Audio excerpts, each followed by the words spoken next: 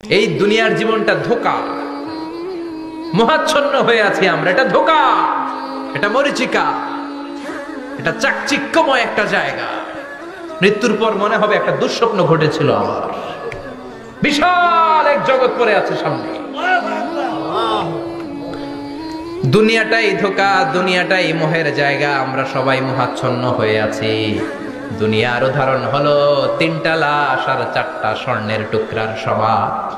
3জন যুবক কাজের জন্য বেরিয়েছে, পথিমধ্যে 4টা স্বর্ণের টুকরা পেয়েছে। যুবক কয়টা? স্বর্ণ পাইছে কয়টা? মহা খুশি, খুশিতে বাকবাকুম। 4টা স্বর্ণের বড় বড় টুকরা পেয়েছে। আমরা আজীবন খেলে বসে খেয়ে যেতে পারবো, কিচ্ছু লাগবে না আমাদের। 3 বন্ধু বলে ভাগ করি, আরেকজন বলে ক্ষুধা লাগছে। একজন যা বাজার থেকে রুটি কিনে নিয়ে আয়, খাওয়ার পরে ভাগ করবো। একজন রুটি কিনতে গেল, শয়তান 2টারে বুঝায়, ওইটারে মারতে পারলে ভাগ বটরা সহজ হবে। তোরা 2জন স্বর্ণ 4টা, তুই নিবি 2টা, ও নেবে 2টা। হিসাব সহজ না?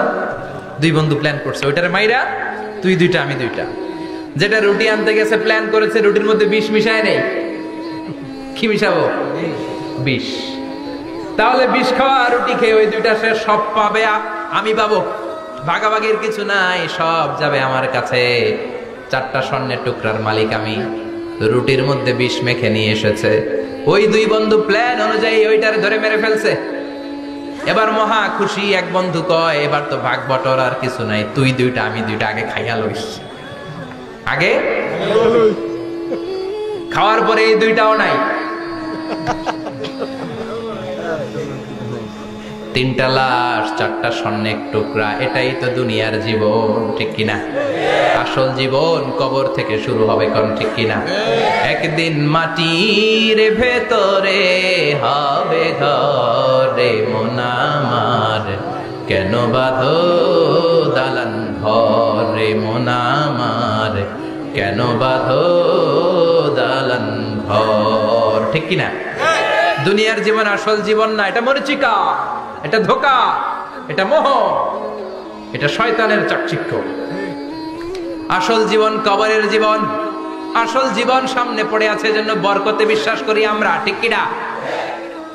ল্যান্ড ক্রুজার দাপিয়ে বেড়ায়, বড় বড় টাওয়ারের মালিক, অনেক সম্পদের মালিক। এটা দেখেই মনে করবেন না অনেক সুখে আছে, ঘরে যেয়ে দেখেন কোনো সুখ নাই, ঠিক কিনা? সাধারণত টাকা যার বেশি, দুঃখ তার বেশি। টাকা যার কম, সুখ তার বেশি। সুবহানাল্লাহ পড়েন। সুবহানাল্লাহ। আল কানাআতু মিনাল ইসলাম। এজন্য আমার শ্রমিক ভাইয়েরা, আপনাদের এক পা জান্নাতে এমনি ঢুকে আছে। নামাজ পড়বেন, মা বাবার খেদমত করবেন, ইসলামের নিয়মগুলো মানবেন, 2য় পাটাও জান্নাতে ঢুকায় দিবে কে? আল্লাহ। আর যারা কোটি কোটি টাকার পাহাড় বানিয়েছে, ওদের হিসাবের ফিরিস্তি অনেক বড়। বিশাল বাড়ির মালিক, ল্যান্ড ক্রুজার চালায়, সাবরোলেট চালায়, পোরশে, ফারারে, ল্যাম্বরগিনি চালায়, আছে না নাই? ঘরে সুখ নাই, রাতে ঘুম নাই, টেনশন আর টেনশন। 4টা ট্যাবলেট খেয়ে আধা ঘন্টা ঘুমাতে পারে না, এরকম ধনী আছে না নাই? সব ধনীরা আবার এক পাল্লায় মাইপেন না। হালাল পন্থায় মাথার ঘাম পায়ে ফেলে যেই ধনী ব্যবসায়ীরা বড় লোক হয়েছে, ওদের ঘরে ঠিকই শান্তি আছে।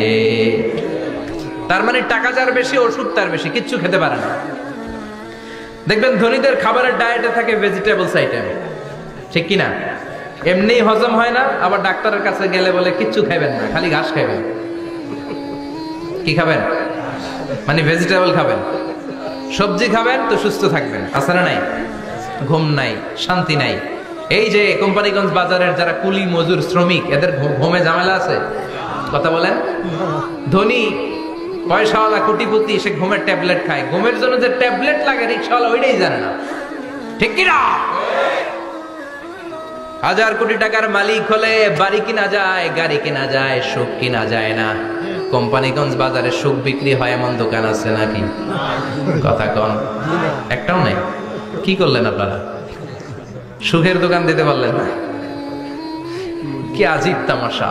টাকা দিয়ে সুখ কিনা যায় না, গাড়ি কিনা যায়, বাড়ি কিনা যায়, কিন্তু সুখ নো ওয়ে, কেনা যায় না। টাকা হলে জাজিম কিনা যায়, বালিশ কিনা যায়, ঘুম কিনা যায় না। ঘুম কিনা যায়? ফার্মেসিতে ডাক্তারের কাছে যে যদি বলেন 2000 টাকার ঘুম দেন, দিবে? ডাক্তার কি বলবে? দূর মিয়া, আমারই ঘুম আসে না, তোমারে আমি ঘুম বিক্রি করবো। আচ্ছা না নাই? শ্রমিক ভাই, রিক্সাওয়ালাদের ঘুমের ঝামেলা নাই, যেখানে রাইত ওইখানে, যেখানে রাইত ওইখানেই কাই। ওর মাথা লাগতে দেরি বিছানায়, নাক ডাকতে দেরি হয়, ওর নাকের ডাকের আওয়াজে ট্রাকের ইঞ্জিনও ফেল। ঠিক কিনা? এজন্য আমরা বরকতে বিশ্বাসী। অল্প খাবো, অল্প পড়বো, অল্প জমাবো, অল্পের ভেতর বরকত দিয়েছে কে? এজন্য মেহমান আসলে বিশ্বনবী খুশি হতেন, আমরাও মেহমান আসলে খুশি হব। রাজি আছি না নাই? সবাই রাজি?